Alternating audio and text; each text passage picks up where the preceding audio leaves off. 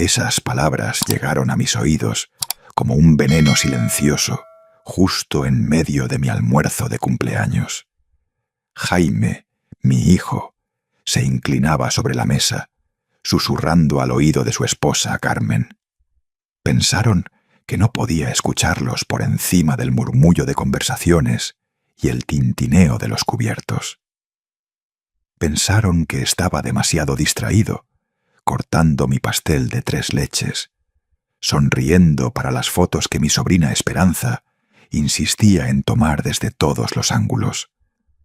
Pero lo escuché, y lo más terrible no era la traición en sí, sino la naturalidad con la que hablaban, como quien pide un café o comenta sobre el clima, como si despojarme de mi casa, lo único que había construido con mis propias manos durante 40 años, fuera tan simple como cambiar el canal de televisión. Carmen asintió. Vi cómo sus ojos se desviaron hacia mí por una fracción de segundo, buscando confirmar que no había notado nada. Luego se levantó de la mesa con una excusa que apenas registré. Algo sobre ir al banco, sobre un trámite urgente, sobre regresar pronto. Jaime sonrió y apretó mi mano sobre el mantel blanco bordado. «Papá, estás radiante hoy. 70 años y pareces de 50». Mentiras envueltas en halagos baratos. Observé cómo Carmen se alejaba por el pasillo del restaurante, sacando las llaves del coche de su bolsa, mirando hacia nuestra mesa una vez más. Jaime alzó su copa de vino en un brindis silencioso, un código entre ellos, una señal de que todo estaba en marcha. 50 minutos. Ese fue el tiempo que Carmen tardó en regresar. Durante ese lapso, Jaime se dedicó a entretenerme con una dedicación casi teatral. Me mostró fotos de mis nietos en su celular, aunque los veo cada semana. Preguntó por mi salud, si había renovado mis medicamentos, si necesitaba ayuda con las compras del mes. Cada pregunta era una distracción calculada, cada sonrisa una máscara perfectamente ensayada. Esperanza, mi sobrina, también estaba en la mesa. No sabía nada. Eso era obvio. Hablaba animadamente sobre su nuevo trabajo en la maquiladora, sobre un viaje que planeaba hacer a Cancún, inocente y ajena a la obra que se desarrollaba frente a ella. Continué el juego. Asentí, reí en los momentos apropiados, probé cada platillo que trajeron. Por fuera era el abuelo complaciente, celebrando otro año de vida. Por dentro, cada segundo parecía una eternidad.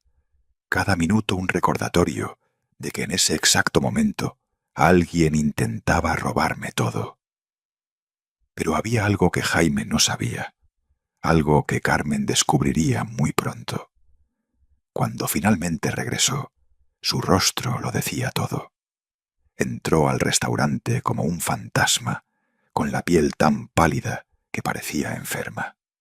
Sus manos temblaban visiblemente mientras se aferraba al respaldo de la silla. Su frente estaba perlada de sudor, a pesar del aire acondicionado que mantenía fresco el lugar. Jaime se levantó inmediatamente, alarmado. «¿Qué pasó? ¿Por qué tardaste tanto?» Carmen me miró, luego a Jaime, luego otra vez a mí.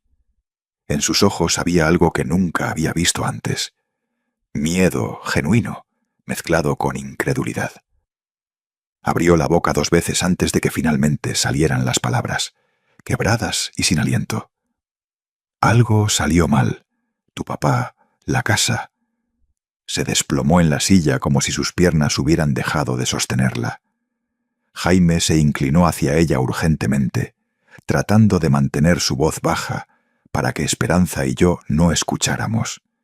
Pero yo estaba atento, muy atento.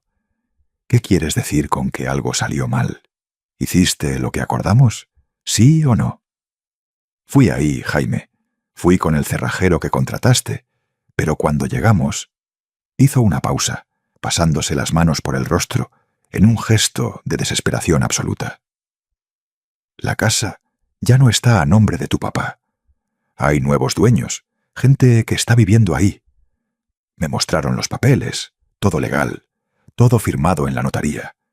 La venta se hizo hace 3 semanas. El silencio que siguió fue ensordecedor. Jaime se quedó helado con su copa de vino a medio camino hacia los labios. Vi su cerebro procesando la información, cómo sus ojos se movían frenéticamente, tratando de entender lo imposible. Lentamente, su mirada se posó en mí. Continué sonriendo, tranquilo, sereno. Tomé un sorbo de mi agua mineral y coloqué el vaso sobre la mesa suavemente. Esperanza siguió hablando sobre sus planes de viaje, completamente ajena a la tormenta que acababa de desatarse silenciosamente frente a ella. «Papá». La voz de Jaime era controlada, pero podía sentir la tensión vibrando bajo cada sílaba. «¿Vendiste la casa?» «Sí, hijo, la vendí», respondí. No había necesidad de mentir, no había necesidad de disculparme.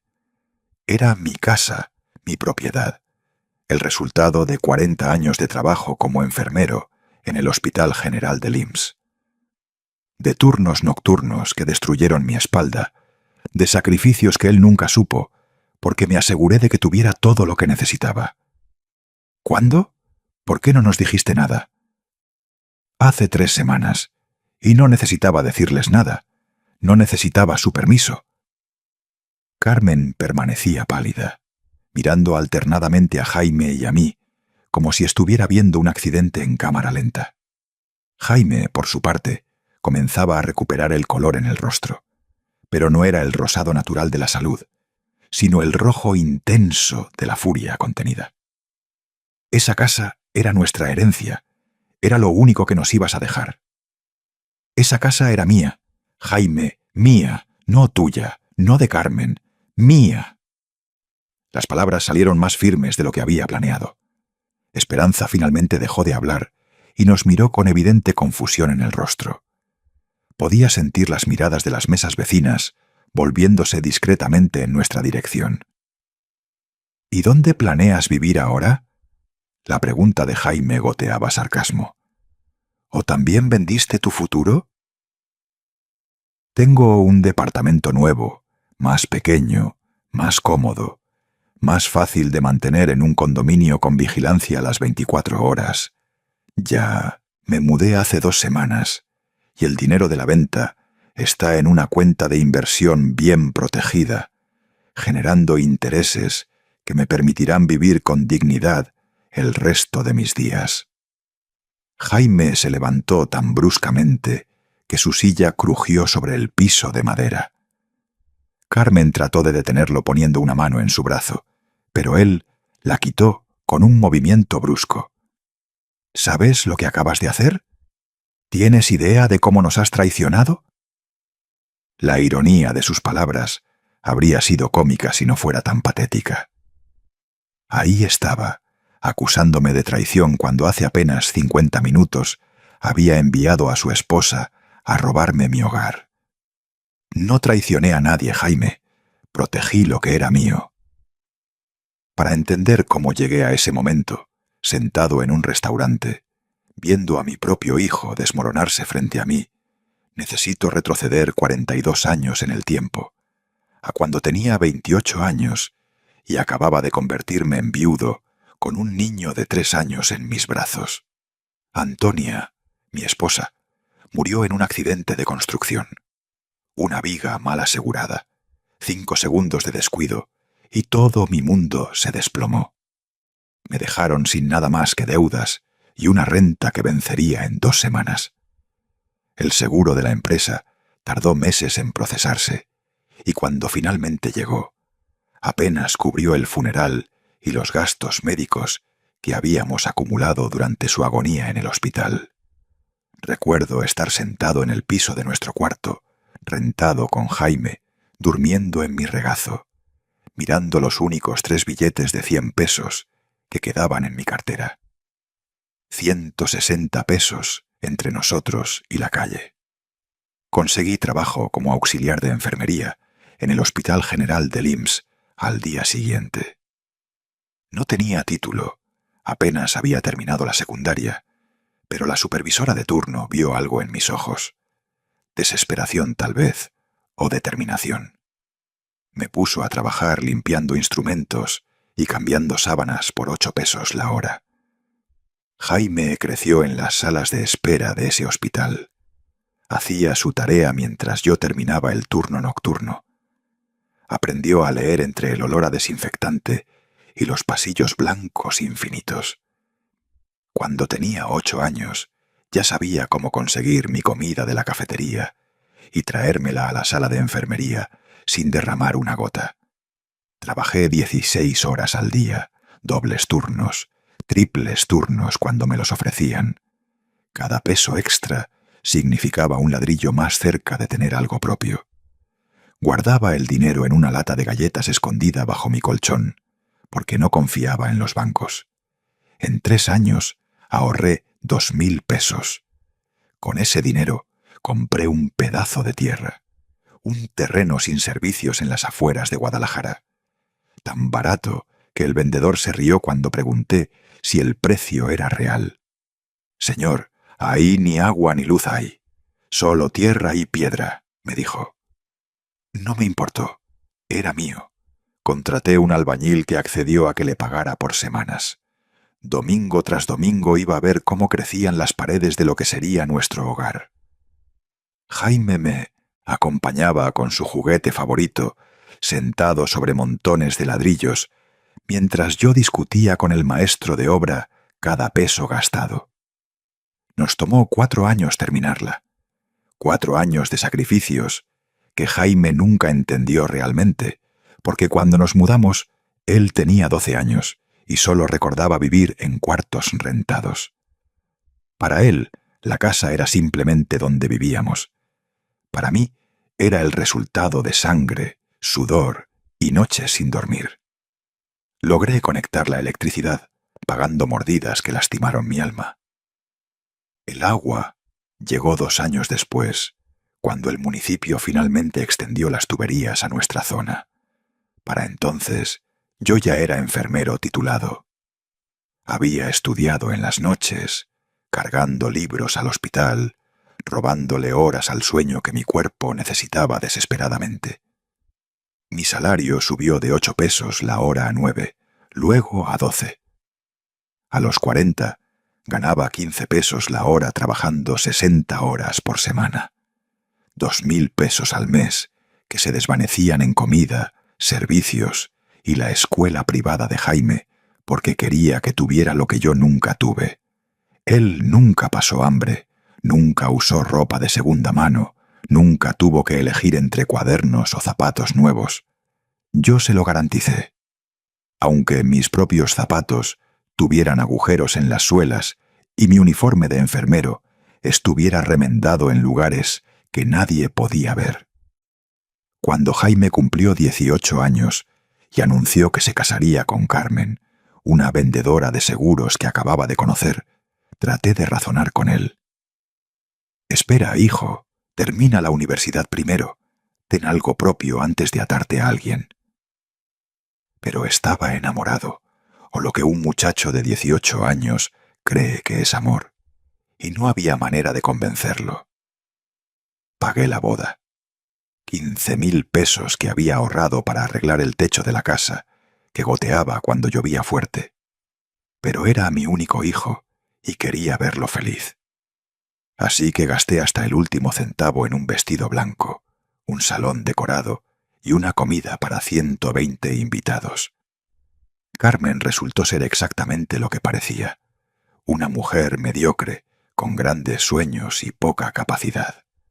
Vendía seguros cuando tenía clientes, y cuando no los tenía, que era la mayoría del tiempo, vivía del salario de Jaime, quien había conseguido trabajo como recepcionista en una clínica dental. Tuvieron 2 hijos, mis nietos, a quienes amé desde que nacieron. Pero mantener a 2 niños con un solo salario era una proeza imposible. Así que ayudé, siempre ayudé. 150 pesos aquí, 100 allá. Pagué útiles escolares, uniformes, consultas médicas cuando se enfermaban. Jaime nunca dijo gracias, simplemente extendía la mano y yo llenaba el vacío con billetes que representaban horas de mi vida que nunca recuperaría. Pero la casa siempre fue mía. Esto nunca estuvo en duda. Estaba a mi nombre, pagada con mi sudor, construida ladrillo a ladrillo con mis propias decisiones y sacrificio. Hasta que murió Roberto.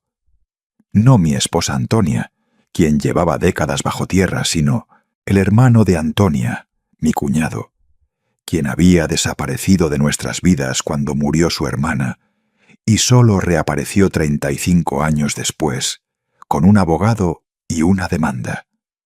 Decía que el terreno donde había construido mi casa originalmente había sido comprado por su padre, mi suegro, a quien apenas conocí. Que técnicamente nunca había habido una división legal de la herencia entre los hermanos, y que por lo tanto el 50% de esa propiedad le pertenecía. Apareció con papeles amarillentos, con sellos que parecían legítimos, con un abogado que hablaba con palabras técnicas diseñadas para confundir y asustar. Exigía que vendiera la casa y le diera la mitad del dinero, o que le pagara 150.000 pesos por su parte. 150.000 pesos que no tenía. Pasé 2 años en los tribunales, 2 años pagando un abogado con cada peso que pude reunir. 2 años durmiendo 3 horas por noche, trabajando turnos extra para cubrir los honorarios legales que aumentaban cada mes como una enfermedad incurable. Jaime, durante este tiempo, permaneció extrañamente silencioso. No ofreció ayuda financiera, no preguntó cómo lo estaba manejando emocionalmente. Solo aparecía cada 15 días para preguntar sobre el caso, sobre qué decían los abogados, sobre cuáles eran las probabilidades de que perdiera la casa. Ahora entiendo por qué preguntaba con tanto interés. El juez, finalmente, decidió en mi favor. Los papeles de mi cuñado eran falsificaciones burdas. El terreno había sido comprado legalmente por mí con mi dinero, sin ninguna participación de la familia de mi difunta esposa. La sentencia fue clara. La propiedad era 100% mía, sin ninguna deuda u obligación hacia nadie. Pero el proceso me costó 90.000 pesos en honorarios legales. Me costó 2 años de mi vida. Me costó mi salud, porque desarrollé presión alta debido al estrés constante. Y me costó algo más valioso. Me costó ver la verdadera naturaleza de mi hijo. Porque cuando el juez dictó la sentencia y salí del tribunal llorando de alivio, Jaime no me abrazó, no celebró conmigo.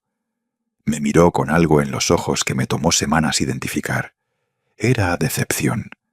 Decepción porque había ganado, porque la casa seguía siendo mía, porque su plan silencioso de heredarla pronto se había desvanecido ante un juez que reconoció la verdad. Los meses siguientes a la victoria legal fueron extraños. Jaime comenzó a visitarme con más frecuencia, pero sus visitas tenían un propósito que me tomó tiempo entender completamente. Llegaba con Carmen los domingos por la tarde, siempre con alguna excusa de que los niños querían ver a su abuelo, que pasaban por ahí, que hacía mucho que no compartíamos una comida. Pero noté cosas, pequeños detalles que un padre aprende a detectar después de décadas de conocer a su hijo. La manera como sus ojos recorrían las habitaciones, como si estuviera inventariando cada mueble. Cómo Carmen preguntaba casualmente sobre el valor de la propiedad ahora que el barrio había mejorado. Las conversaciones que terminaban abruptamente cuando yo entraba a la habitación. Una tarde, mientras preparaba café en la cocina, los escuché hablar en el patio trasero. La ventana estaba ligeramente abierta y sus voces llegaban claramente. «Tiene 70 años, Carmen. No va a vivir para siempre». Era la voz de Jaime cargada de una frialdad que heló mi sangre. Lo sé, Pero no podemos simplemente esperar a que él, ya sabes. Carmen sonaba incómoda, como si tuviera que enfrentar realidades desagradables. ¿Por qué no? Es una herencia legítima. Soy hijo único. Todo esto será nuestro eventualmente. Eventualmente no nos sirve. Los niños necesitan una casa más grande ahora. Necesitamos ese dinero ahora. Estamos pagando renta cuando podríamos estar viviendo aquí. Lo sé. Créeme, lo sé. Pero no puedo simplemente pedirle que me dé la casa. Acabamos de salir de un proceso donde peleó como un león para conservarla. Entonces, convéncelo de que la venda y te dé el dinero, o de que la ponga a tu nombre. Dile que es para protegerlo de futuros problemas legales. Hubo un largo silencio. Luego, Jaime habló otra vez, y su voz era calculadora, pensativa. Podría funcionar, pero tendría que ser gradual. Primero convencerlo de que viva con nosotros unos meses, que la casa es demasiado grande para él solo. Luego sugerir que la rente mientras tanto. Y finalmente... ¿Y finalmente qué? Y finalmente hacerle ver que lo más sensato es transferirla a mi nombre, para su propio bien, para su seguridad. Serví el café con manos temblorosas. Cada palabra era una puñalada silenciosa. No era el hecho de que quisieran la casa lo que me dolía. Era la manipulación, la frialdad con que planeaban desarmarme, pieza por pieza. Salí al patio con la bandeja de café y galletas, sonriendo como si no hubiera escuchado nada. Ellos también sonrieron, tomaron sus tazas, hablaron del clima y de los nietos. Actores perfectos en una obra que acababa de descubrir había estado funcionando durante meses. Las semanas siguientes confirmaron mis sospechas. Jaime comenzó a hacer comentarios sobre lo solo que debía sentirme en esa casa tan grande. «Papá, tienes 4 recámaras y solo usas una. ¿No te parece un desperdicio?» Carmen mencionaba artículos que había leído sobre personas mayores que sufrían accidentes en casas de 2 pisos. «Las escaleras son peligrosas a tu edad, Ricardo. Una caída y podrías terminar en el hospital. Mayores». Esa palabra comenzó a aparecer frecuentemente en sus conversaciones, como si mis 70 años me hubieran transformado automáticamente en alguien incapaz de cuidarse a sí mismo, como si el hecho de tener pelo gris y arrugas significara que mi cerebro había dejado de funcionar. Una noche, Jaime llegó con una carpeta llena de folletos. «Mira, papá, investigué condominios para la tercera edad, lugares hermosos donde tendrías compañía, actividades, enfermeras disponibles las 24 horas. No necesito enfermeras, yo soy enfermero.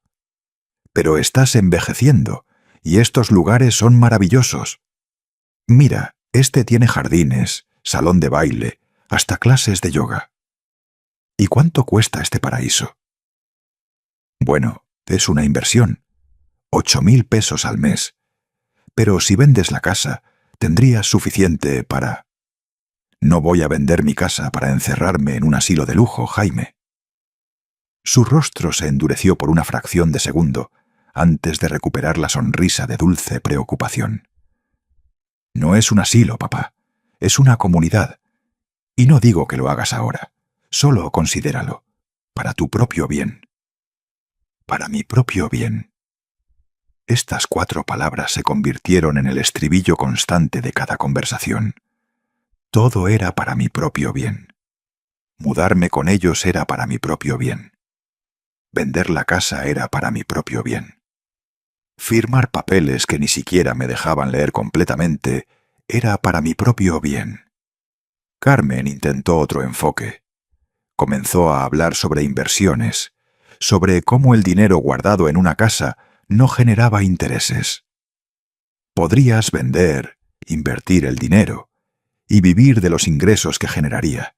1.800 pesos al mes sin hacer nada. Ya tengo mi pensión del hospital, es suficiente. Pero con más dinero podrías viajar, darte lujos, disfrutar tu vejez. Vejez, otra palabra que comenzó a aparecer con demasiada frecuencia, siempre cargada de implicaciones de incapacidad, de necesidad de supervisión, de dependencia.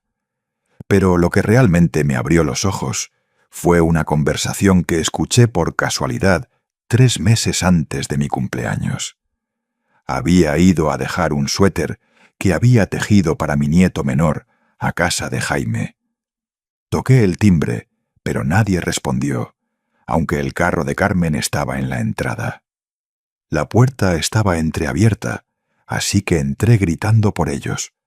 Sus voces venían de la oficina. Estaban hablando por teléfono en altavoz, en un tono profesional y frío.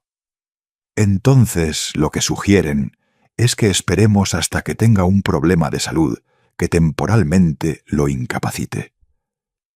Era la voz de un hombre mayor, probablemente un abogado. Exactamente, respondió Carmen. Un accidente, una hospitalización, algo que justifique que necesita ayuda para manejar sus asuntos. Y en ese momento, ustedes solicitarían la tutela temporal, presentando evidencia de que su padre no puede tomar decisiones por sí mismo. ¿Pero esto es legal?, preguntó Jaime. Quiero decir, él está perfectamente bien ahora, lúcido, independiente. Por eso dije temporalmente, explicó el abogado. Un juez podría otorgar tutela por 6 meses, renovable según el estado de salud de su padre. Durante ese tiempo, ustedes tendrían poder legal para vender propiedades, mover cuentas bancarias, tomar decisiones médicas. ¿Y si él se opone? Si pueden demostrar que no está en condiciones de oponerse racionalmente, su objeción no tendría peso legal. Necesitarían evaluaciones psicológicas, testimonios de vecinos sobre comportamiento errático, ese tipo de cosas. Comportamientos erráticos que nosotros podríamos sugerir, dijo Carmen lentamente. Yo no sugerí eso, pero digamos que si varios vecinos reportaran preocupaciones sobre olvidos, confusión, descuido personal, eso fortalecería su caso. ¿Y cuántos serían sus honorarios? 15.000 pesos por adelantado, más 15.000 cuando se otorgue la tutela. 30.000 en total que ustedes recuperarían fácilmente con la venta de la propiedad. Salí de esa casa silenciosamente, con el suéter todavía en las manos y el corazón latiendo tan fuerte que pensé que se me saldría del pecho.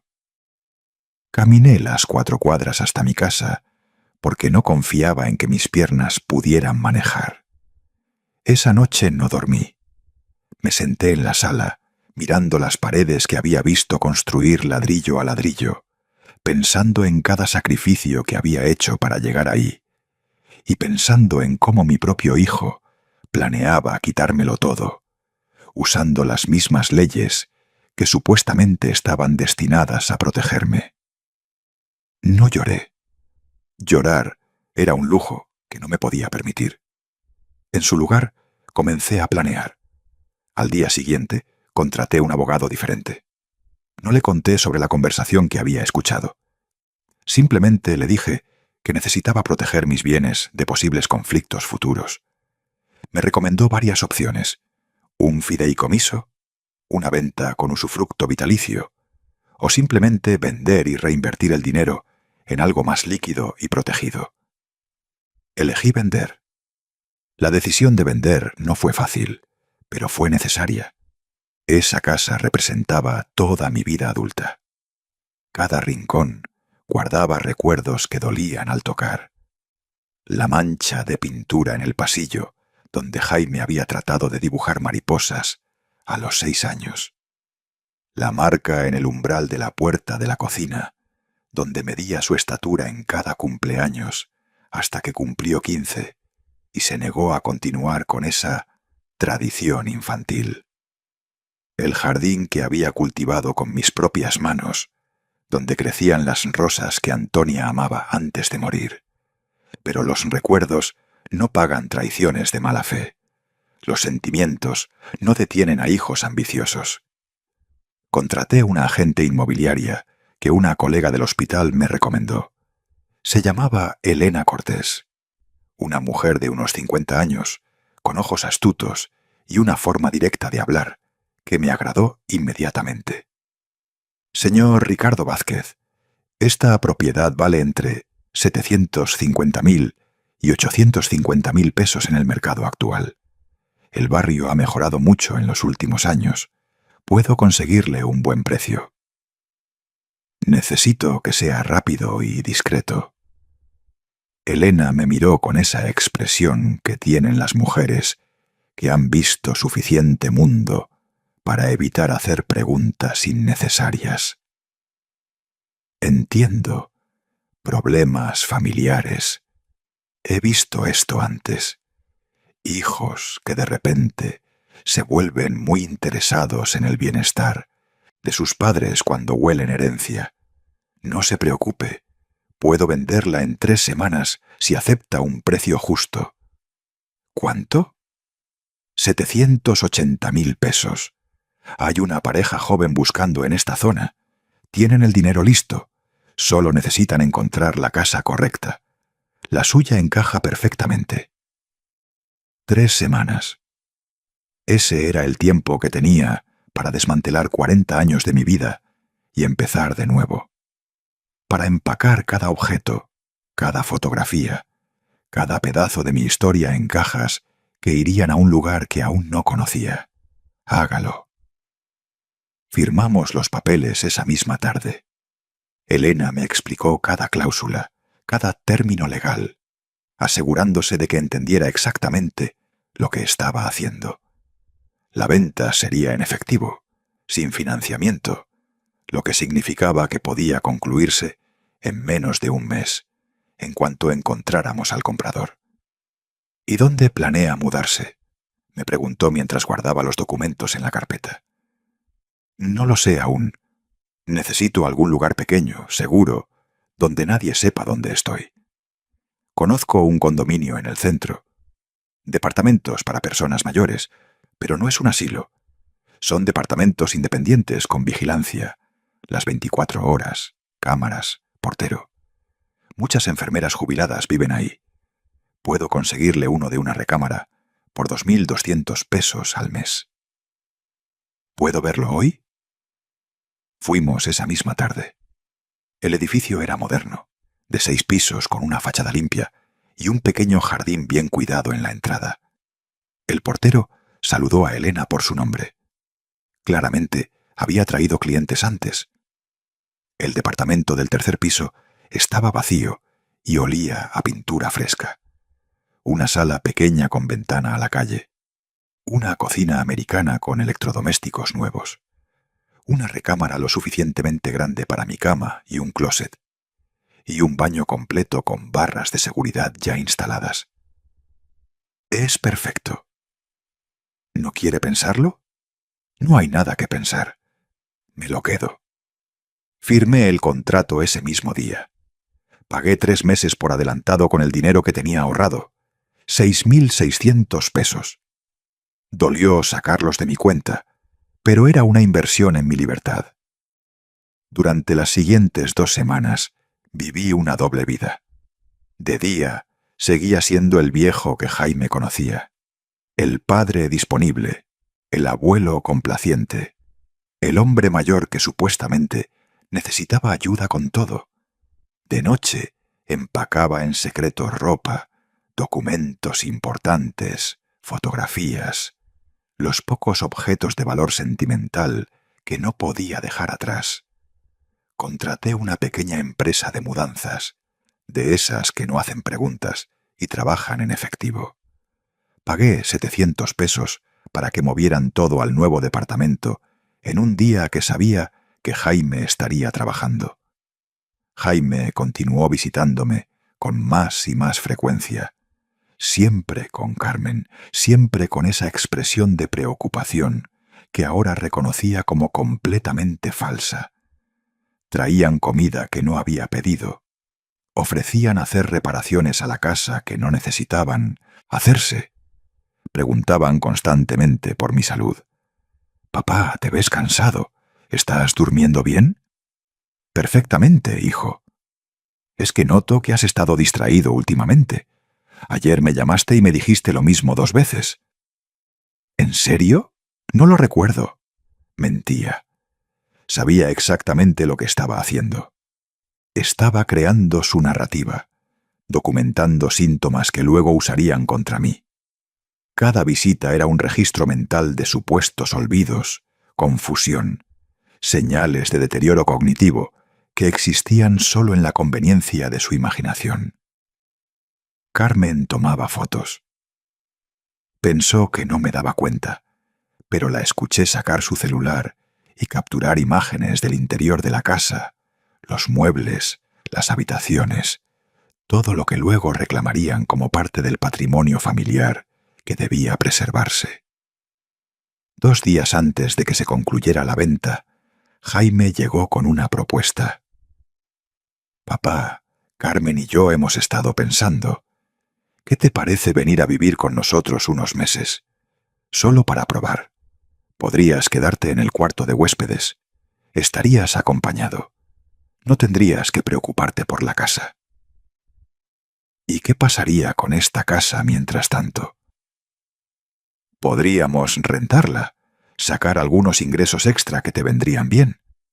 Yo me haría cargo de encontrar inquilinos confiables, cobrar la renta, todo. Tú solo tendrías que disfrutar estar con tu familia. Era tan obvio que dolía. Una vez que estuviera viviendo con ellos, una vez que la casa estuviera rentada a nombre de Jaime, sería cuestión de tiempo hasta que encontraran la manera de quitármela permanentemente. Un papel firmado aquí, una supuesta emergencia médica allá, y perdería todo sin siquiera darme cuenta hasta que fuera demasiado tarde. Déjame pensarlo. No hay mucho que pensar, papá. Es para tu propio bien. Ahí estaba otra vez, para mi propio bien, como si fuera incapaz de saber qué era mejor para mí. Dame una semana. ¿Una semana? Pero piénsalo en serio. Ya no estás en condiciones de vivir solo, papá. A tu edad cualquier cosa puede pasar. Se fueron esa noche y terminé de empacar, caja tras caja, de toda una vida reducida a cartón y cinta adhesiva. La venta se concluyó un martes por la tarde en la notaría. La pareja compradora, Pedro y Camila Oliveros, eran exactamente lo que Elena había prometido. Profesionistas jóvenes con un bebé en camino, buscando su primer hogar. Tenían los ojos brillantes de quien apenas está empezando. La misma ilusión que yo había tenido 40 años atrás, cuando compré ese terreno vacío. «Cuidaremos muy bien su casa, señor Ricardo Vázquez», dijo Camila con sinceridad genuina. «Podemos sentir todo el amor que hay en cada rinconcito». Casi lloré, casi, pero me mantuve firme. Sonreí. Firmé cada papel que el notario puso frente a mí. La transferencia bancaria llegó a mi cuenta mientras todavía estábamos en la notaría. 780.000 pesos, menos los honorarios de Elena, menos los gastos de mi cierre, me dejaron con 720.000 pesos limpios. «¿Qué planea hacer con el dinero?», preguntó el notario mientras sellaba los documentos finales. «Invertir en algo que me dé paz». Esa misma tarde abrí 3 cuentas diferentes. Una cuenta de inversión a largo plazo que generaría intereses modestos pero seguros. Una cuenta de emergencia con 150.000 pesos que nadie podía tocar sin mi autorización personal y física en el banco. Y una cuenta corriente normal para mis gastos mensuales. Todo únicamente a mi nombre, sin beneficiarios, sin cotitulares, sin ninguna manera de que alguien más pudiera tener acceso a ese dinero, aunque me declararan incapaz.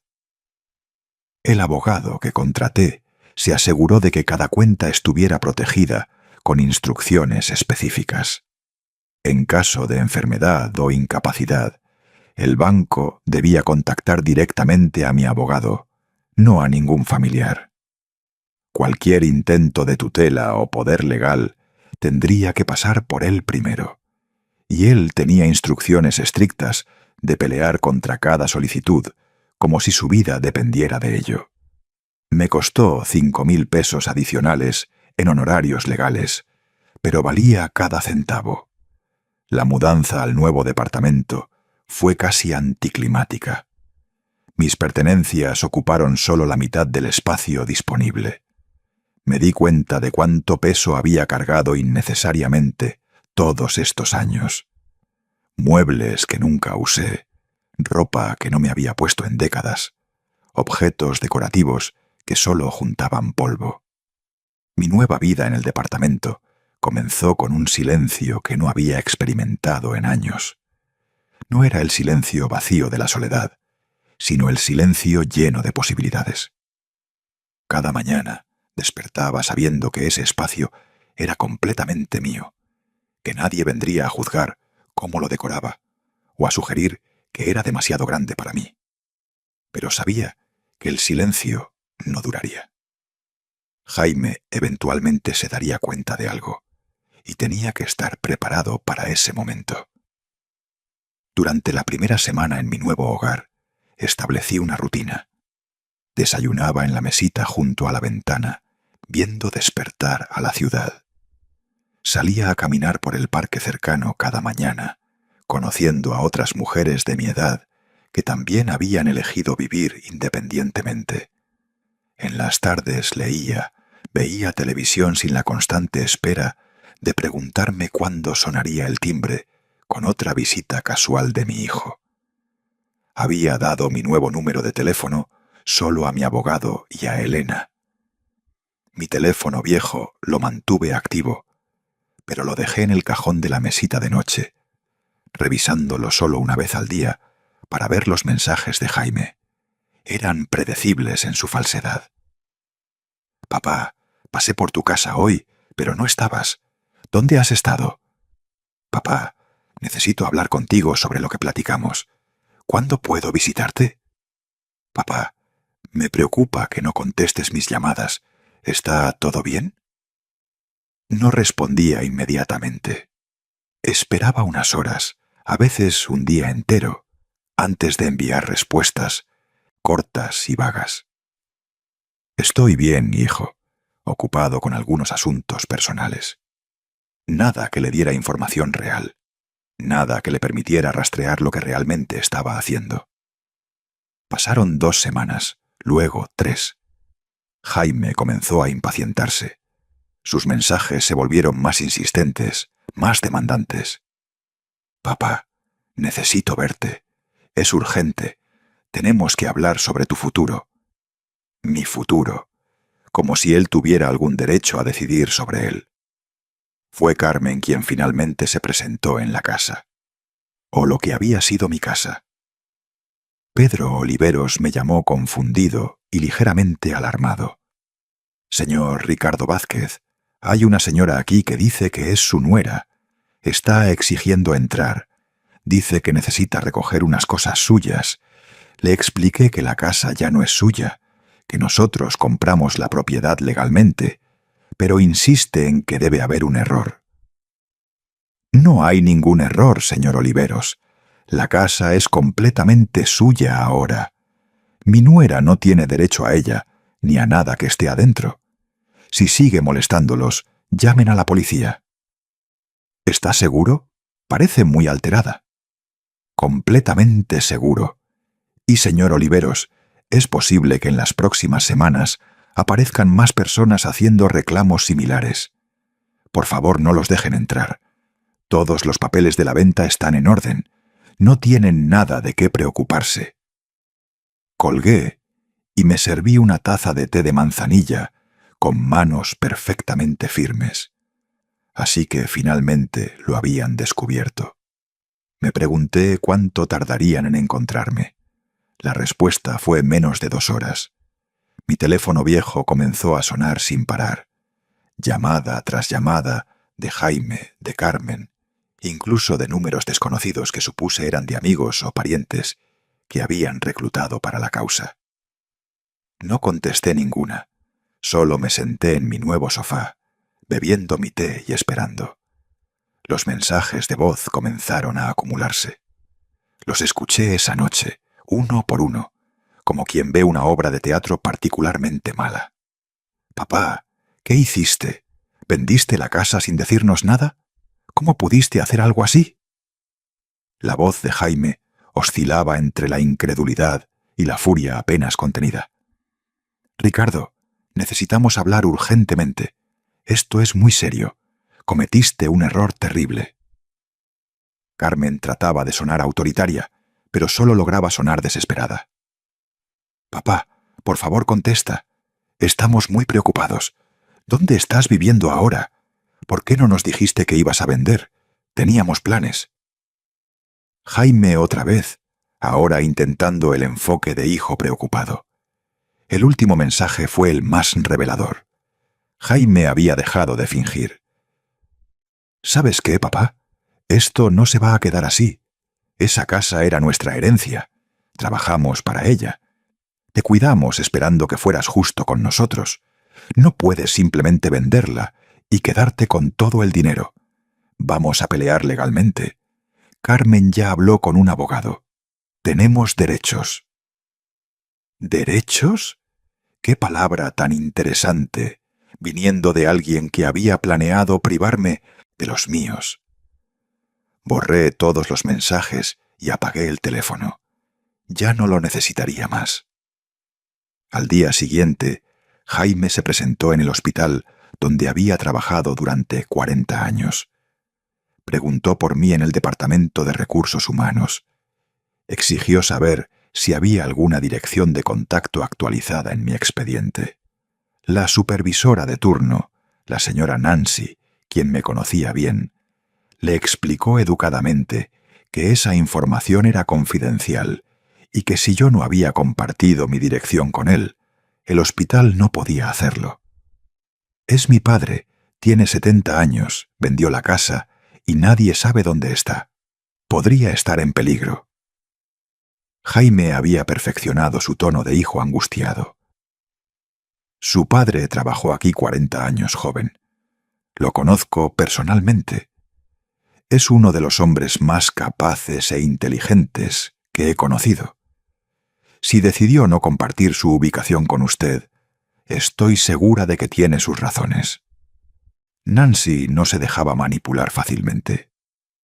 Me enteré de esta conversación porque la supervisora me llamó esa misma tarde riéndose. «Ricardo, tu hijo vino hoy haciendo un escándalo. ¿Está todo bien? ¿Necesitas ayuda?» «Todo está perfectamente bien, Nancy. Solo un hijo que no puede aceptar que su padre todavía tiene derecho a tomar sus propias decisiones». «Ah, yo tuve uno de esos también.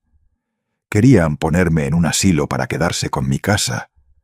Les demostré que todavía puedo correr más rápido que ellos». Se rió con esa risa profunda que siempre me gustó. «Si necesitas cualquier cosa, llámame». «Lo haré. Gracias, Nancy». Pero Jaime y Carmen no se dieron por vencidos. Comenzaron a buscarme sistemáticamente. Fueron a todos los lugares donde sabían que solía ir. La iglesia del barrio, el supermercado donde había comprado durante años, la casa de Esperanza, mi sobrina. Esperanza me llamó preocupada. «Tío Ricardo, Jaime estuvo aquí. Dijo que vendiste tu casa y desapareciste. Que está muy preocupado por ti. ¿Qué está pasando?» «Estoy bien, Esperanza. Solo tomé algunas decisiones sobre mi vida que a Jaime no le gustaron, pero son mis decisiones». «¿Vendiste la casa?» «Sí». «¿Y estás viviendo solo en algún lugar?» «Estoy viviendo muy bien en un lugar seguro, con mi dinero protegido y mi tranquilidad intacta». Hubo silencio. Luego, Esperanza suspiró. «Jaime me pidió que tratara de convencerte de ir a vivir con ellos si te veía. Dijo algo sobre que no es seguro que vivas solo a tu edad. ¿Y tú qué piensas?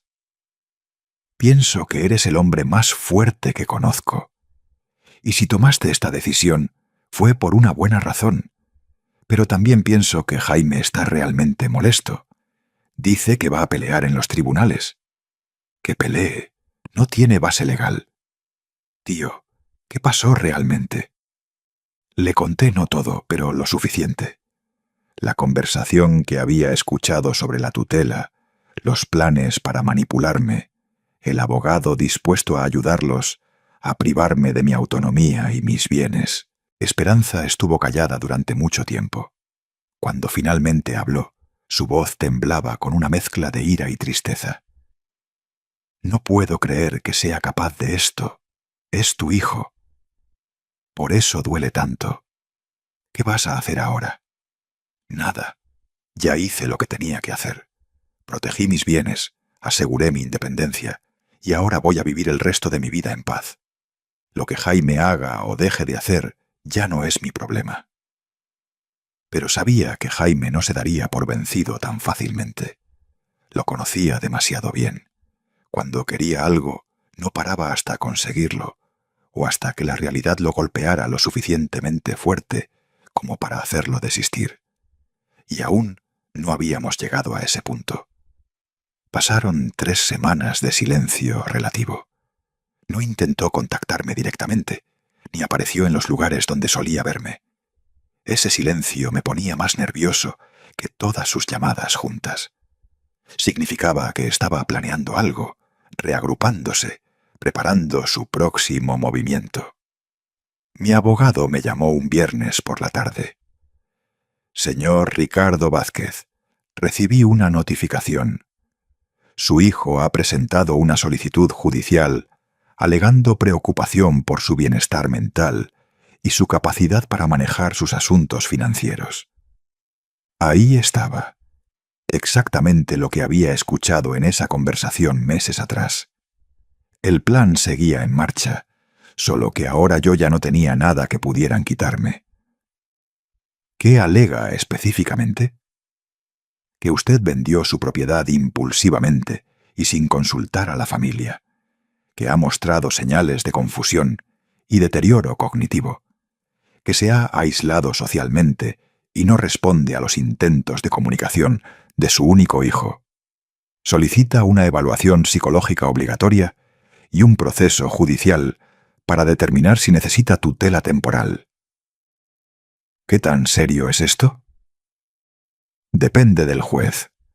Algunos toman muy en serio estas solicitudes, especialmente cuando vienen de familiares directos. Otros son más escépticos. Necesitaremos preparar una defensa sólida. ¿Tiene alguna evidencia de que estaba en plenas facultades mentales? Tengo 40 años de historial profesional como enfermero. Tengo registros de mi jubilación que demuestran que manejé todo el papeleo solo. Tengo el proceso completo de la venta de mi casa, donde firmé cada documento con plena conciencia y con asesoría de profesionales. Bien, eso ayuda, pero también necesitaremos una evaluación psicológica independiente que demuestre su capacidad cognitiva. Y sería útil tener testigos que puedan hablar sobre su estado mental actual. ¿Cuándo es la audiencia? En 5 días, pero antes de eso, el juez ordenó que una trabajadora social visite su residencia actual para evaluar sus condiciones de vida. Por supuesto, querían ver dónde vivía, cómo vivía, buscar cualquier evidencia de descuido personal o incapacidad para cuidarme. Era parte de la estrategia que había escuchado meses atrás. ¿Jaime sabe dónde vivo? No. Según los documentos que presentó, afirma no tener conocimiento de su paradero actual, lo cual usa como evidencia adicional de su supuesto deterioro mental.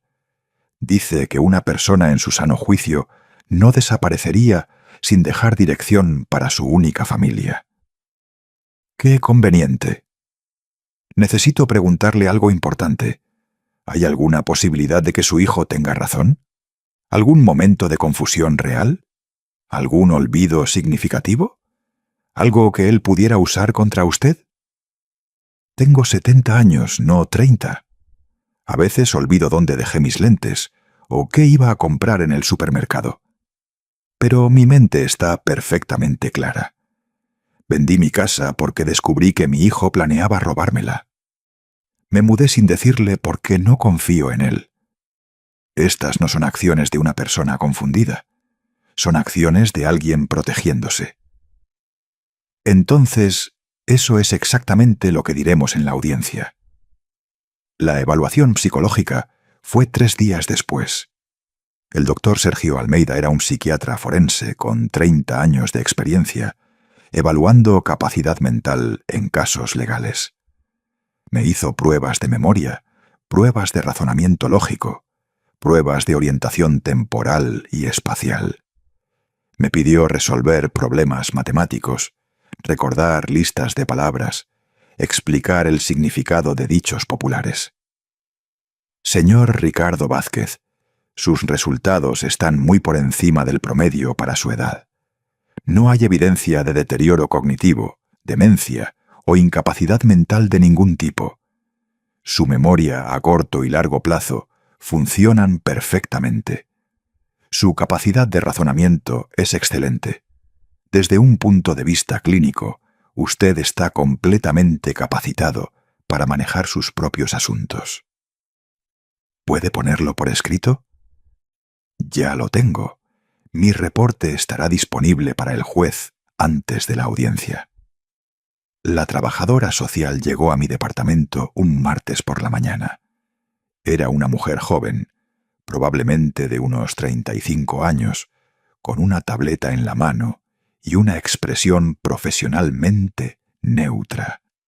Señor Ricardo Vázquez, soy Marisa Compas, trabajadora social asignada por el tribunal. Necesito hacer algunas preguntas y observar sus condiciones de vida actuales. Pase, por favor. Caminó lentamente por el departamento, tomando notas. Revisó la cocina, el baño, la recámara. Abrió el refrigerador y vio que estaba bien surtido con comida fresca. Revisó el botiquín y vio mis medicamentos organizados y al día. Observó que el departamento estaba limpio, organizado, decorado con buen gusto. ¿Vive solo aquí? Sí. ¿Quién le ayuda con las compras, la limpieza, la preparación de comidas? Nadie. Lo hago yo mismo. ¿Tiene alguna dificultad para realizar estas tareas? Ninguna. Fui enfermero durante 40 años. Sé perfectamente cómo cuidarme. ¿Por qué se mudó de su casa anterior? Porque descubrí que mi hijo planeaba quitármela usando medios legales cuestionables. Vendí la propiedad para proteger mis bienes y me mudé aquí para tener paz. Marisa levantó la vista de su tableta, sus ojos mostrando interés genuino por primera vez. Esa es una acusación seria. Es la verdad. Escuché una conversación entre mi hijo, su esposa y un abogado discutiendo cómo obtener tutela sobre mí, basándose en supuestos problemas mentales que no tengo. Tomé medidas preventivas. ¿Tiene alguna evidencia de esta conversación? Mi palabra. Y el hecho de que ahora están haciendo exactamente lo que planearon hacer. Solicitar tutela basándose en falsas alegaciones de incapacidad mental. Marisa escribió durante varios minutos. Luego me hizo más preguntas sobre mi rutina diaria, mis actividades sociales, mi salud física, mis finanzas. Le mostré mis estados de cuenta bancarios, mis recibos de pago de renta, mis registros médicos actualizados. Señor Ricardo Vázquez, debo decir que he evaluado docenas de casos como este. La mayoría son situaciones genuinas donde una persona mayor necesita ayuda, pero algunos... Hizo una pausa. Algunos son familiares tratando de tomar control de bienes antes de que sea legalmente apropiado. ¿Y cuál cree que es mi caso? Creo que usted está perfectamente capacitado para vivir independientemente y manejar sus propios asuntos. Mi reporte reflejará eso. 2 semanas después, llegó mi cumpleaños número 71. No había planeado celebrar. La idea de festejar mientras enfrentaba una batalla legal con mi propio hijo parecía absurda. Pero Esperanza insistió. «Tío, no puedes dejar que Jaime te robe también tu cumpleaños. Hagamos un almuerzo pequeño. Solo nosotros dos si quieres, pero tienes que celebrar que llegaste a los 71 y que sigues teniendo control de tu propia vida». Tenía razón, así que acepté, pero con una condición. El restaurante lo elegiría yo, y le daría la dirección solo esa mañana. No quería arriesgarme a que Esperanza le dijera algo a Jaime sin querer. Elegí un pequeño restaurante en el centro, cerca de mi departamento. Un lugar acogedor, donde la comida era buena y el ambiente tranquilo. Llegué temprano y pedí una mesa junto a la ventana. Esperanza llegó puntual con un pequeño pastel de chocolate y un abrazo sincero. «Feliz cumpleaños, tío. 71 años de ser el hombre más fuerte que conozco». Pedimos comida, hablamos de su vida, de sus planes de viaje que finalmente se habían materializado. Era agradable tener una conversación normal, sin tensiones, sin motivos ocultos. Estábamos a punto de pedir café, cuando vi algo que heló mi sangre. Jaime estaba entrando al restaurante con Carmen. No era casualidad. La manera como Jaime escaneó el restaurante con los ojos, la forma como Carmen caminaba medio paso atrás de él, la expresión de determinación en ambos rostros. Habían venido buscándome y de alguna manera habían descubierto dónde estaría. Mi mirada se fijó en Esperanza, quien palideció al instante. «Tío, yo no...». «Me llamó esta mañana y me preguntó si sabía algo de ti. Le dije que no, pero mi voz falló. Debe haber revisado mi teléfono mientras estaba en el baño en su casa ayer. Vio tus mensajes. Lo siento, no tuve tiempo de avisarte». Jaime ya había llegado a nuestra mesa. «Papá, qué sorpresa encontrarte aquí, celebrando tu cumpleaños con Esperanza, pero no con tu propio hijo». Su voz goteaba sarcasmo. «No es sorpresa que vinieras sin invitación. Parece ser tu especialidad últimamente». Carmen jaló una silla de la mesa de al lado, y ambos se sentaron sin esperar permiso. Esperanza me miró con ojos suplicantes, claramente incómoda, pero sin saber cómo manejar la situación. «Necesitamos hablar, papá, de muchas cosas». Jaime puso su bolsa sobre la mesa como marcando territorio. «No tenemos nada de qué hablar». «Ah, ¿no? ¿Qué tal de cómo vendiste la casa familiar sin decirnos nada? ¿Qué tal de cómo desapareciste durante semanas sin dar explicaciones? ¿Qué tal del hecho de que estás actuando de manera completamente irracional?» «¿Irracional?», repetí la palabra lentamente. «Qué interesante que uses exactamente la misma terminología que usó tu abogado en los documentos presentados al juez». Su rostro se tensó por una fracción de segundo antes de recuperar la compostura. «Presenté esos documentos porque estoy genuinamente preocupado por ti. Cualquier hijo lo haría». «Cualquier hijo que quisiera robar a su padre, querrás decir». Esperanza ahogó un grito. Carmen se movió incómoda en su silla. Jaime, sin embargo, mantuvo su mirada fija en mí. «No sé de qué estás hablando». «Por supuesto que sí. Sé del abogado con quien hablaste. Sé del plan para obtener tutela sobre mí. Sé que planeaban declararme incapaz para tomar control de mis bienes. Lo único que no sabían es que me enteré antes de que pudieran ejecutarlo». El silencio que siguió fue denso, pesado. Los clientes de las mesas cercanas dejaron de hablar y miraron discretamente hacia nosotros.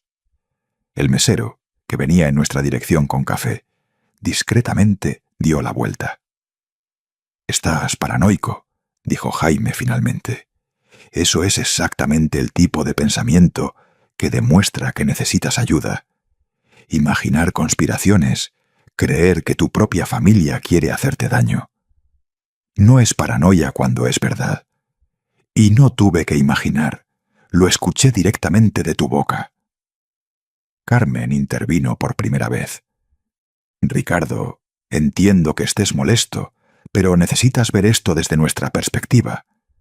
Vendiste una propiedad de casi 800.000 pesos sin consultar a nadie. Te mudas sin dejar dirección, no contestas llamadas. Son comportamientos preocupantes en alguien de tu edad. Era mi casa, comprada con mi dinero, construida con mi trabajo. No necesitaba consultar a nadie para venderla. Y me mudé sin dejar dirección precisamente porque sabía que harían esto. Manipularme, presionarme, tratar de controlarme. Nadie quiere controlarte, papá. Jaime había cambiado a su voz dulce, la que usaba cuando trataba de convencerme de algo. Solo queremos lo mejor para ti. Eres nuestro padre. Te amamos. Si me amaran, respetarían mis decisiones. Si me amaran, no habrían contratado un abogado para planear cómo privarme de mi autonomía. Esa es tu versión de los hechos. Una versión distorsionada por tu edad, por el estrés de vivir solo, por la confusión natural que viene con el envejecimiento. Ahí estaba otra vez, la narrativa cuidadosamente construida, cada palabra elegida para pintar el cuadro de un anciano confundido, no de un hombre inteligente protegiendo lo que era suyo. No estoy confundido, Jaime. Estoy más lúcido de lo que he estado en años, y lo que veo con claridad es que planearon robarme todo bajo el pretexto de cuidarme. Nadie iba a robar nada. La voz de Jaime aumentó de volumen. Varias cabezas se voltearon abiertamente en nuestra dirección. Esa casa era nuestra herencia, no tu herencia. No hasta que murieras. Y al parecer, eso no podía esperar. No digas eso es horrible. ¿Horrible? ¿Sabes qué es horrible? Tu propio hijo espiándote, planeando declararte incapaz, contratando abogados de mala fe para quitarte todo lo que trabajaste 40 años en conseguir. Eso es horrible. Carmen se inclinó hacia adelante, con las manos entrelazadas sobre la mesa. Mira, Ricardo, seamos prácticos. Vendiste la casa, perfecto. Pero ese dinero es demasiado para que lo maneje una persona de tu edad sola. Pueden estafarte. Puedes hacer malas inversiones. Puedes perderlo todo. Deja que te ayudemos a manejarlo. Podemos abrir una cuenta conjunta. Yo puedo asesorarte sobre inversiones. Nos aseguramos de que estés seguro. ¿Seguro para quién? ¿Para mí o para ustedes? Para todos. Somos familia. La familia no planea estafarse entre sí. Jaime golpeó la mesa con la palma de la mano, haciendo tintinear los cubiertos. Basta, esto es ridículo.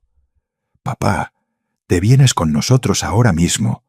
Vamos a tu departamento, empacas tus cosas y vienes a vivir con nosotros donde podemos cuidarte apropiadamente. No voy a ningún lado con ustedes. No te estoy preguntando, te estoy diciendo. Y yo te estoy diciendo que no tienes derecho sobre mí. Soy un hombre adulto en plenas facultades mentales y tomo mis propias decisiones. La audiencia es en 3 días, dijo Carmen. El juez escuchará toda la evidencia que tenemos. Los vecinos de tu antigua casa, que reportaron que estabas desorientado. El personal del hospital, que notó cambios en tu comportamiento antes de que te jubilaras. Todo está documentado. Mentiras. Cada palabra es una mentira cuidadosamente plantada. Deja que presenten lo que quieran. Tengo mi propia evidencia. evaluaciones psicológicas que demuestran mi capacidad mental completa, reportes de la trabajadora social confirmando que vivo independientemente sin problemas, y sobre todo, la verdad. ¿La verdad? Jaime se rió amargamente. Tu verdad es que eres obstinado, terco, negándote a aceptar que necesitas ayuda. Esa no es la verdad, papá. Es tu ego negándose a admitir que ya no puedes hacer todo solo. Me levanté. Esperanza hizo lo mismo inmediatamente, colocándose a mi lado en un gesto de apoyo silencioso. He estado haciendo cosas solo durante 70 años, Jaime. Crié a un hijo solo después de que murió tu madre. Construí una casa solo. Me abrí camino en una profesión solo. Y terminaré mis días solo. Y eso significa conservar mi dignidad intacta. Papá, por favor. Por primera vez, la voz de Jaime tembló con algo que podría haber sido emoción genuina. O tal vez era solo frustración de que su plan se hubiera desbaratado. No tiene que ser así. Podemos solucionarlo. ¿Solucionarlo? ¿Pueden qué? ¿Pueden dejar de tratar de controlarme? ¿Pueden respetar que soy dueño de mi propia vida? No, Jaime, no pueden, porque nunca me vieron como una persona con derecho a decidir. Solo me vieron como una fuente de recursos que eventualmente heredarían. Saqué mi cartera y dejé 3 billetes de 500 pesos en la mesa, suficiente para cubrir la cuenta de Esperanza y la mía con una propina generosa. «Feliz cumpleaños a mí», dije sin emoción. «Esperanza, vámonos». «Esto no termina aquí», se levantó Carmen también. «Vamos a pelear hasta el final». «Háganlo, pero déjenme decirles algo. Mientras ustedes planeaban cómo robarme, yo ya me había protegido. El dinero está invertido en cuentas que no pueden tocar. Mi departamento está a nombre de una empresa de la cual soy único beneficiario, y tengo instrucciones legales claras sobre qué hacer si tratan de declararme incapaz».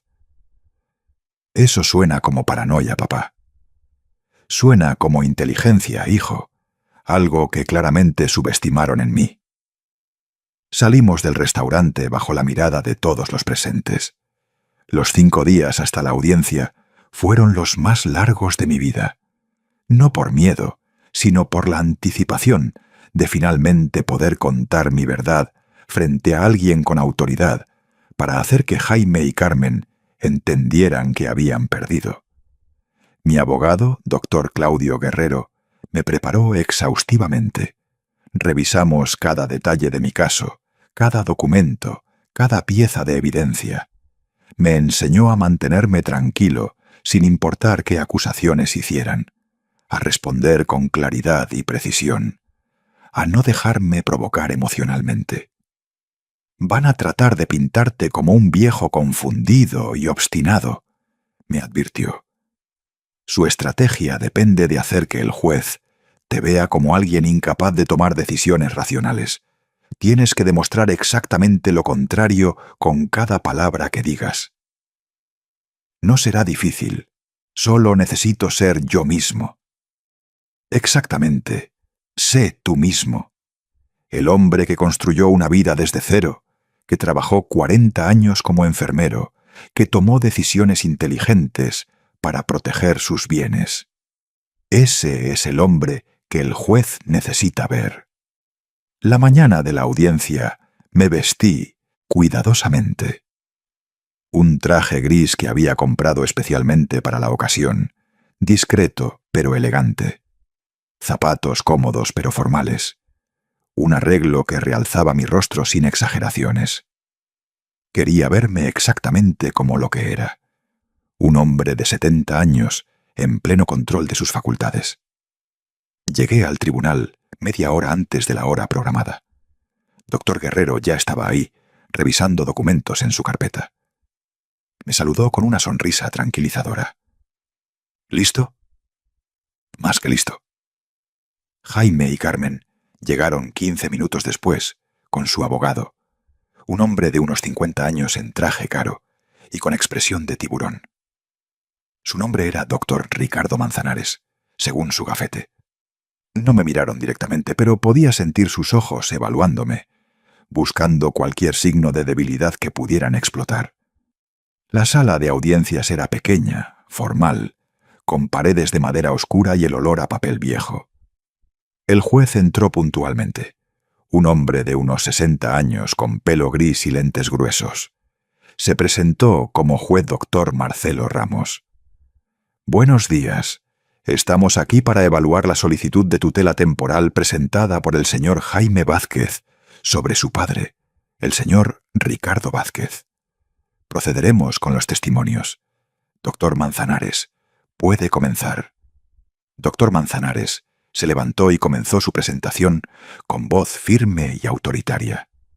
«Su señoría, estamos aquí porque un hijo preocupado notó cambios alarmantes en el comportamiento de su padre. El señor Ricardo Vázquez, de 70 años, tomó decisiones financieras impulsivas e irracionales que ponen en riesgo su bienestar futuro. Vendió su propiedad familiar valuada en casi 800.000 pesos sin consultar a su única familia. Se mudó sin dejar dirección de contacto. Cortó la comunicación con su hijo. Estos son comportamientos que sugieren deterioro cognitivo y necesidad de supervisión. Me mantuve sentado, tranquilo, con las manos en mi regazo. Doctor Guerrero me había advertido que este sería su enfoque. Dejarlos hablar primero, mostrar sus cartas antes de presentar nuestra defensa. Tenemos testimonios de vecinos que reportaron comportamientos erráticos. El señor Vázquez fue visto vagando por el vecindario a horas extrañas. Parecía confundido sobre qué día era. Olvidaba conversaciones que había tenido días antes. Mentiras, todas mentiras, pero dichas con tanta convicción que alguien que no me conociera podría creerlas. Además, su señoría, el aislamiento social es un síntoma clásico de deterioro mental en personas de edad avanzada. El señor Vázquez rechazó cada intento de su familia de ayudarlo, de mantener contacto, incluso de saber dónde vive. Este rechazo al apoyo familiar es profundamente preocupante. Solicitamos que se otorgue tutela temporal a mi cliente para proteger los intereses de su padre. No se trata de controlarlo, sino de asegurar que las decisiones que tome sean en su mejor interés y estén supervisadas por alguien que lo ama y se preocupa por él. Cuando terminó, el juez se dirigió a doctor Guerrero. «Defensa». Mi abogado se levantó con calma, sin prisa. «Su señoría, lo que hemos escuchado es una narrativa cuidadosamente construida para justificar control sobre los bienes de un hombre perfectamente capaz. Mi cliente no es un anciano confundido. Es un profesional jubilado con 40 años de experiencia como enfermero, con un historial impecable en el manejo de sus propios asuntos y con capacidad mental completamente intacta». Colocó varios documentos en la mesa del juez. «Aquí tenemos la evaluación psicológica del doctor Sergio Almeida, psiquiatra forense certificado. Los resultados demuestran que el señor Vázquez tiene capacidad cognitiva muy superior al promedio para su edad. No hay signos de demencia, deterioro mental o incapacidad para tomar decisiones». El juez revisó los documentos con atención. También tenemos el reporte de la trabajadora social Marisa Compas, quien visitó la residencia actual de mi cliente y lo encontró viviendo completamente independiente en condiciones óptimas. Su departamento está limpio, organizado, bien mantenido. Maneja sus propias finanzas, su propia alimentación, su propio cuidado personal sin ninguna dificultad. Doctor Guerrero hizo una pausa, dejando que la información fuera asimilada. «La verdad, su señoría, es que el señor Vázquez descubrió que su hijo planeaba ganar control de sus bienes usando exactamente el mecanismo que estamos viendo hoy. Una solicitud de tutela basada en falsas alegaciones de incapacidad. Tomó medidas preventivas inteligentes y completamente racionales para proteger lo que legítimamente le pertenece. «Esto es absurdo», interrumpió doctor Manzanares. «Mi cliente jamás...» El juez levantó la mano. «Deje que termine, doctor». «Gracias, su señoría. Mi cliente está dispuesto a testificar bajo juramento sobre lo que escuchó. Pero más allá de eso, los hechos hablan por sí mismos. Un hombre que puede planear y ejecutar la venta de una propiedad, que puede investigar y mudarse a una nueva residencia apropiada, que puede manejar inversiones financieras complejas, no es un hombre que necesite tutela. Es un hombre que necesita que su familia respete su autonomía». El juez me miró directamente por primera vez. «Señor Vázquez, me gustaría escucharlo. ¿Puede explicar con sus propias palabras por qué vendió su casa?» Me levanté. Mi voz salió firme, clara, sin temblores. «La vendí, su señoría, porque escuché a mi hijo y su esposa planeando exactamente esto. Escuché una conversación donde discutían con un abogado cómo obtener tutela sobre mí, cómo fabricar evidencia de incapacidad mental, cómo tomar control de mi propiedad. No iba a esperar a que ejecutaran este plan, así que me protegí». «Eso es mentira», se levantó Jaime. «Papá, ¿cómo puedes decir eso? Nunca haríamos algo así». «Silencio». El juez habló con autoridad. «Señor, Jaime, siéntese. Señor Vázquez, continúe. Trabajé 40 años como enfermero en el Hospital General del IMSS. Crié a mi hijo solo después de quedar viudo. Compré tierra y construí mi casa con mi propio dinero, ladrillo a ladrillo. Defendí esa propiedad en un juicio que me costó 2 años y 90.000 pesos. No soy un hombre que toma decisiones impulsivas. Cada decisión que he tomado en mi vida ha sido calculada y pensada. ¿Y no cree que su hijo podría estar genuinamente preocupado por usted? Si estuviera genuinamente preocupado, habría respetado mi decisión de vender. Habría preguntado cómo podía ayudarme con la mudanza. Habría celebrado el hecho de que aseguré mi futuro financiero. En lugar de eso, contrató un abogado y presentó una solicitud de tutela. Estas no son acciones de un hijo preocupado, su señoría. Son acciones de alguien furioso porque perdió acceso a una herencia que creía suya. El silencio en la sala era absoluto. El juez me estudió durante un largo momento. «Doctor Manzanares, ¿tiene evidencia concreta del deterioro mental que alega? ¿Evaluaciones médicas, reportes documentados, algo más allá de testimonios anecdóticos?» Doctor Manzanares vaciló por primera vez. «Su señoría, tenemos los testimonios de vecinos que lo vieron confundido». ¿Tiene declaraciones juradas de estos vecinos? ¿Nombres verificables, contactos? ¿O son testimonios de segunda mano que su cliente reportó? Su señoría, es común en estos casos que... Responda la pregunta, doctor.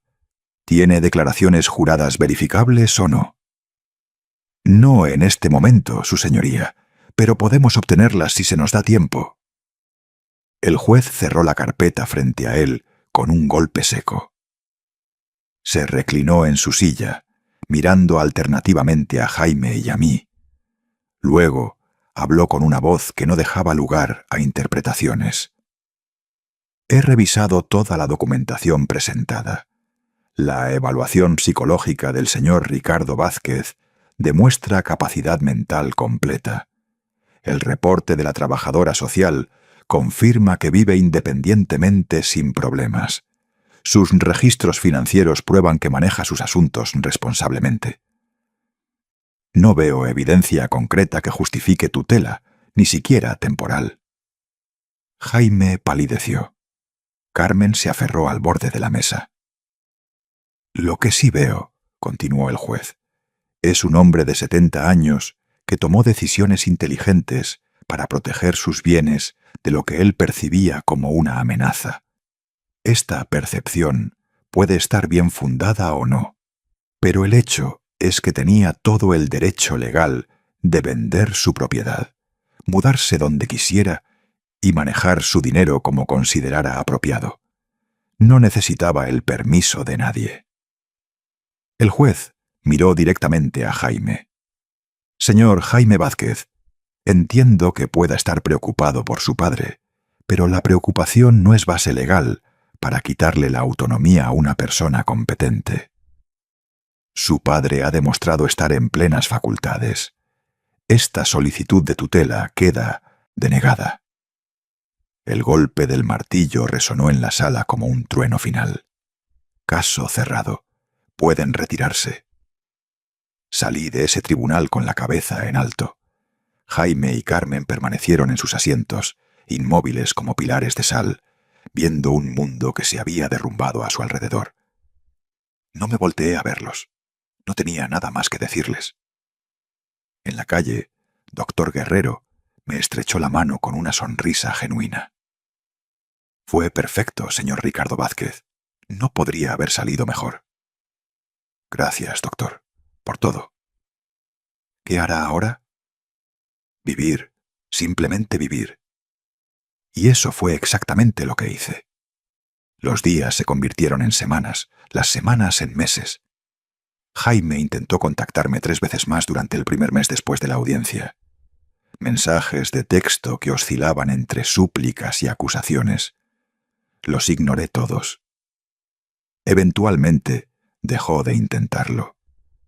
Esperanza me visitaba cada 2 semanas.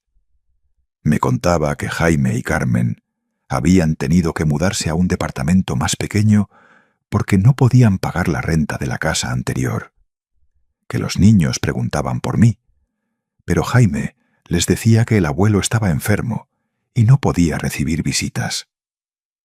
Otra mentira para agregar a su colección. «No te da tristeza, tío. Son tus nietos». Es triste que los esté criando alguien que valora el dinero más que la familia, pero no puedo salvarlos de eso. Solo puedo salvarme a mí. Mi vida en el departamento se convirtió en una rutina cómoda y predecible. Despertaba temprano, tomaba café viendo el amanecer sobre la ciudad. Salía a caminar por el parque cercano, donde hice amistades con hombres de mi edad que también habían elegido la independencia en lugar del falso confort de depender de sus hijos.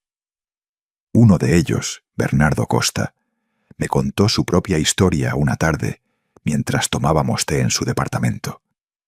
Su hijo había tratado de internarlo en un asilo para quedarse con la casa. Había peleado en los tribunales, ganado, y ahora vivía en el mismo edificio que yo, 3 pisos arriba. Nuestros hijos crecieron en una época donde todo se les dio fácilmente, me dijo. No entienden el valor del sacrificio porque nunca tuvieron que hacerlo.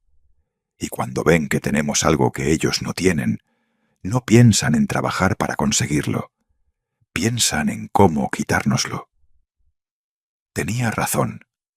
Habíamos trabajado tan duro para darles una vida mejor que olvidamos enseñarles a valorar el esfuerzo detrás de cada cosa. Con el dinero de la venta de mi casa, después de pagar todos los gastos legales y establecer mis inversiones, quedaron 650.000 pesos bien protegidos.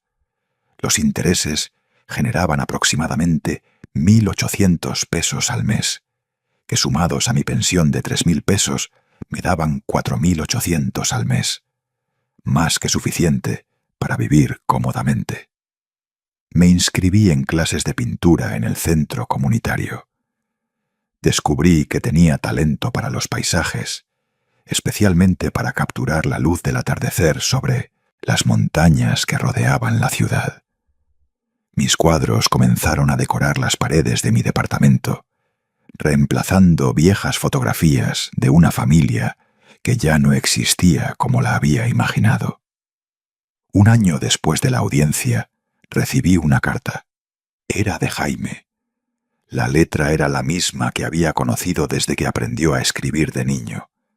Las palabras eran de un hombre que ya no reconocía. Papá, sé que no tengo derecho a pedirte nada después de todo lo que pasó. Pero Carmen y yo estamos pasando dificultades económicas serias. Los niños necesitan útiles escolares, uniformes nuevos. Te pido, no como tu hijo, sino como el padre de tus nietos, que consideres ayudarnos. Solo esta vez. Solo esta vez. Las mismas palabras que había usado docenas de veces antes. Solo esta vez se convertía en solo una vez más, y más, hasta que no quedaba nada.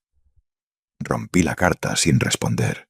2 meses después, me enteré por Esperanza que Jaime había conseguido un trabajo de medio tiempo como recepcionista en una clínica dental.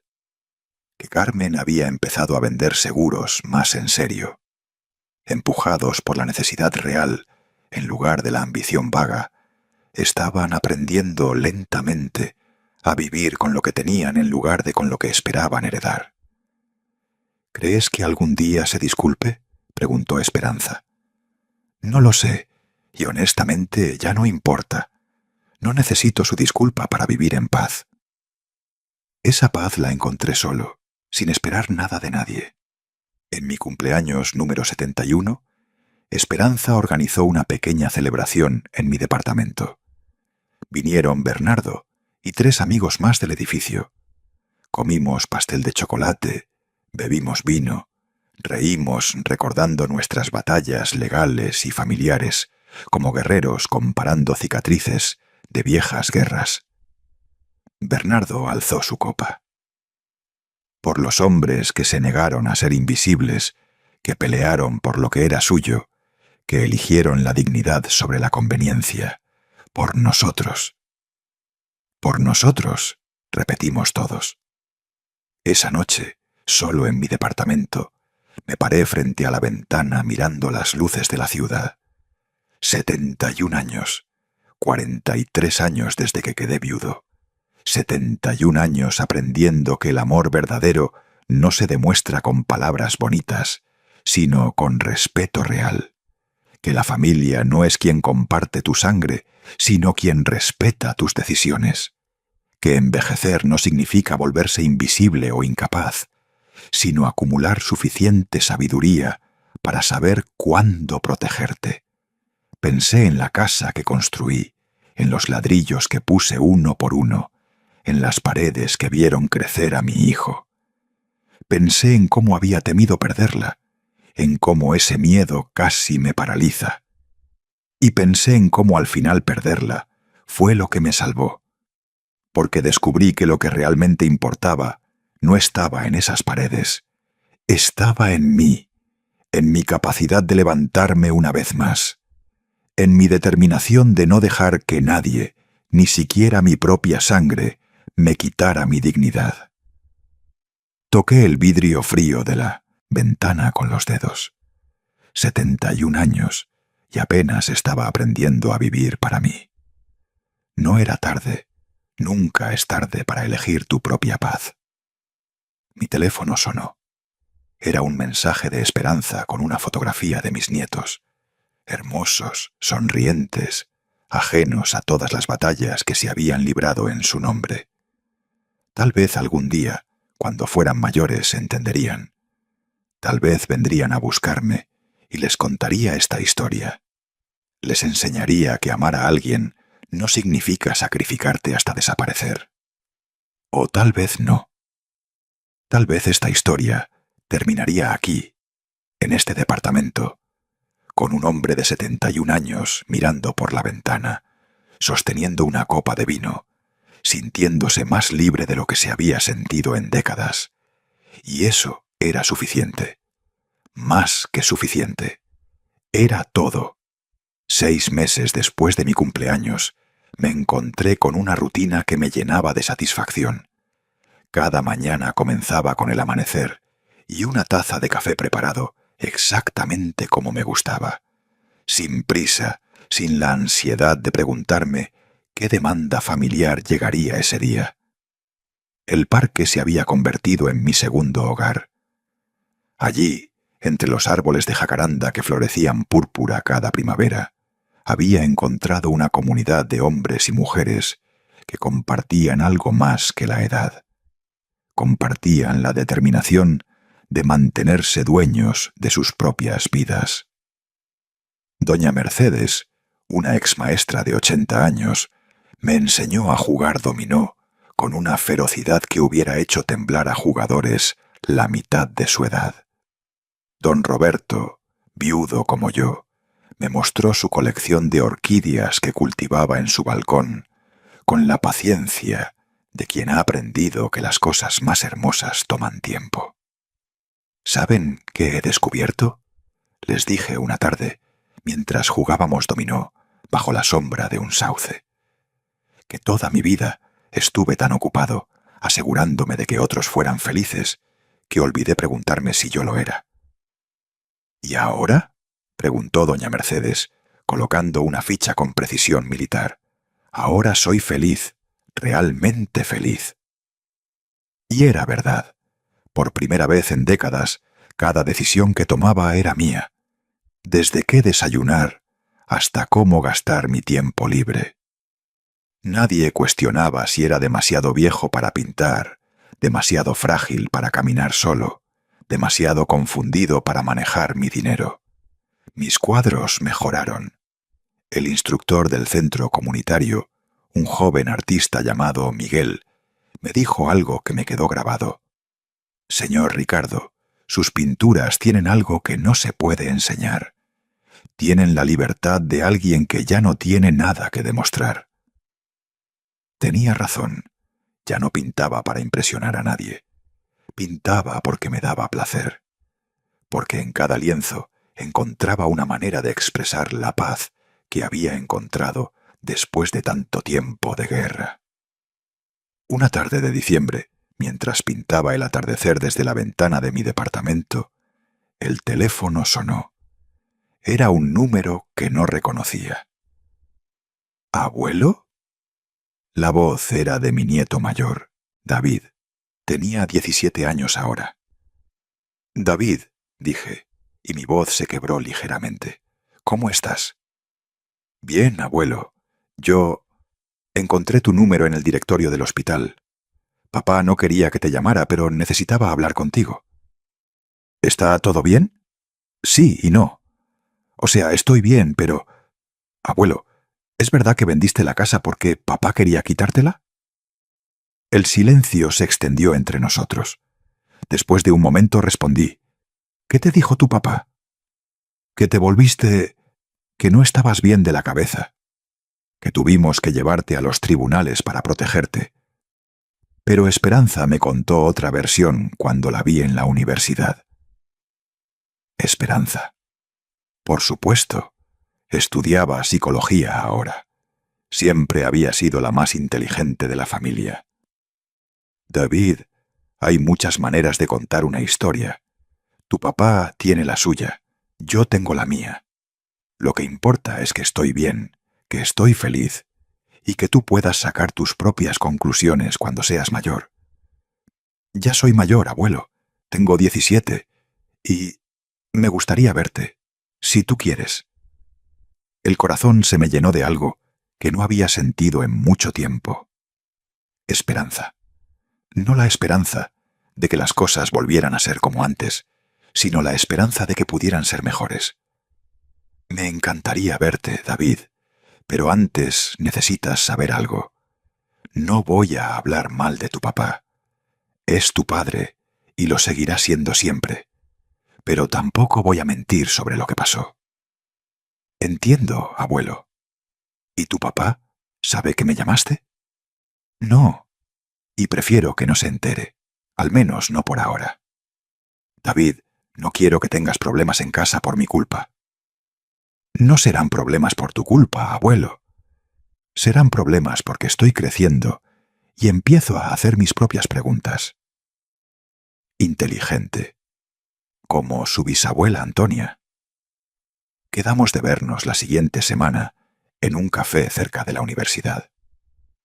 Cuando colgué, me quedé mucho tiempo mirando el teléfono, sintiendo algo que no había experimentado en años. La posibilidad de que no toda mi familia estuviera perdida. Una semana después, en el café, David llegó puntual, alto como su padre, pero con los ojos de su bisabuela. Inteligentes, curiosos, libres de la amargura que había visto crecer en Jaime durante años. Hablamos durante 3 horas. Le conté mi historia desde el principio, desde que quedé viudo con él de niño pequeño, hasta la construcción de la casa, hasta el plan que descubrí, hasta la decisión de venderla. Él escuchó sin interrumpir, asintiendo ocasionalmente, haciendo preguntas inteligentes. ¿Te arrepientes de algo, abuelo? Me arrepiento de no haberme defendido antes. Me arrepiento de haber sacrificado tanto de mí mismo, tratando de hacer feliz a tu papá, que olvidé que yo también tenía derecho a la felicidad. ¿Y no extrañas la casa? Extraño los recuerdos, pero me di cuenta de que los recuerdos no están en las paredes. Están aquí. Me toqué el pecho. Y nadie puede quitármelos. Cuando se fue ese día, David me abrazó fuerte. Abuelo, voy a venir a verte cada 2 semanas, si te parece bien. Me parece más que bien. ¿Y mi hermano? ¿Puedo traerlo algún día? Por supuesto, pero solo si él quiere venir. No lo presiones. Ese fue el comienzo de una nueva relación. No con mi hijo, que había elegido su camino, sino con mis nietos, que empezaban a elegir el suyo. Meses después, en mi cumpleaños número 72, la celebración fue diferente. Estaban Bernardo y mis amigos del edificio, estaba Esperanza con su novio nuevo, y estaban David y su hermano menor, Santiago, que había venido tímidamente pero con curiosidad. Mientras cortábamos el pastel, David me preguntó: «Abuelo, ¿qué es lo que más te gusta de vivir solo?» Lo pensé por un momento. Que cada día que despierto, sé que ese día es mío, que las decisiones que tome serán mías, los errores que cometa serán míos, y la felicidad que encuentre también será mía. No tengo que pedirle permiso a nadie para ser quien soy. Santiago, que había estado callado toda la tarde, finalmente habló. «Papá dice que los viejos necesitan que los cuiden». «Algunos sí», respondí, «cuando realmente necesitan ayuda, pero otros solo necesitamos que respeten nuestro derecho a seguir siendo personas completas, no cargas que hay que manejar». Esa noche, después de que todos se fueron, me senté en mi sillón favorito con una taza de té de manzanilla. A mis 72 años había aprendido algo que me había tomado décadas entender: que el amor verdadero no está en el sacrificio hasta la anulación. Está en el respeto mutuo, en la libertad de ser uno mismo, en la dignidad compartida.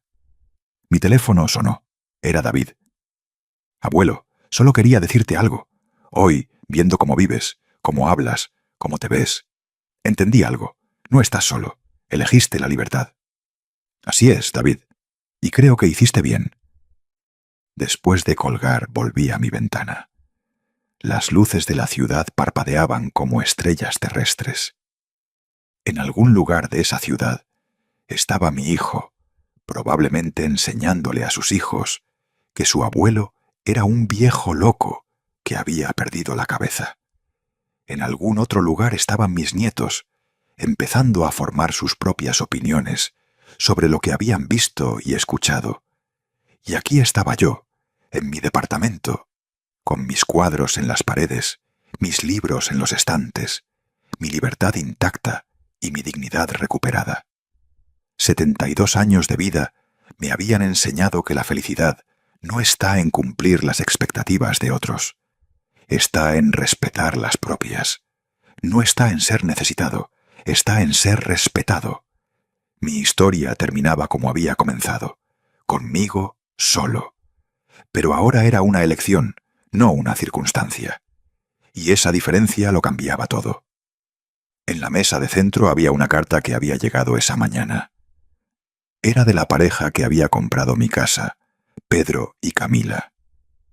Me contaban que habían tenido su bebé, que la casa se había llenado de vida nueva, que sentían mi presencia en cada rincón, como una bendición, no como un fantasma.